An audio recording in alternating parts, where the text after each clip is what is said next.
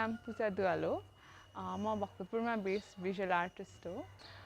So मेरो mural चाहिँ मैले कुमालाची नगदेश मधेपुर थिमीमा गरेको छु। इन्टरजेनेरेसनल ग्रोथ विकास कसरी भइरहेको छ हैन, के कुरा चाहिँ परिवर्तन भइरहेको छ त्यो कुरा चाहिँ मैले अझ नजिकबाट बुझेर यता महिलाहरूसँग यता टोलमा चाहिँ कुरा गरेर उहाँहरूसँग सिकेर चाहिँ त्यो कुरा चाहिँ दर्शाउने चाहिँ प्रयास गरेको छु।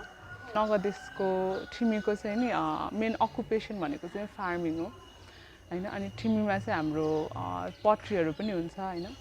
अनि यतैको पनि हाम्रो आफ्नै चाहिँ जुन बिलिफ्सहरू छ, कल्चर छ, भ्यालु छ, त्यो कुरा पनि चाहिँ मैले आफ्नो म्युरलमा चाहिँ नि सकेसम्म दर्शाउन खोजेको छु। सो सबैसँग कुरा गर्दाखेरि चाहिँ हामीले चाहिँ धेरै च्यालेन्जेसहरू फेस गऱ्यौँ हैन। हाम्रो लागि चाहिँ धेरै कुराहरू गाह्रो थियो, तर हामीले चाहिँ हाम्रो नानीहरूलाई हामी पछिको जेनेरेसनलाई चाहिँ एउटा पढ्ने चाहिँ मौका दिन पायौँ हैन।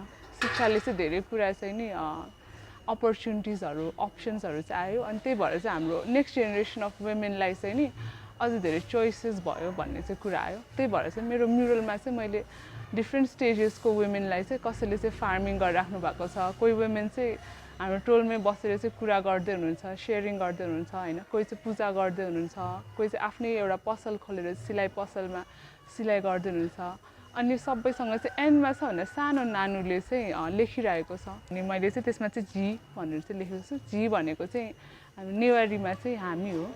हामी भनेपछि चाहिँ नि एउटा सबैको एउटा जुन कन्ट्रिब्युसनबाट चाहिँ जुन यङ जेनेरेसन आएको छ उसले चाहिँ आफू अगाडिको जेनेरेसन हैन, आफ्नो वरिपरिको वुमेनलाई चाहिँ नि एक्नोलेज गरेको अनि सबैको स्टोरी भनेको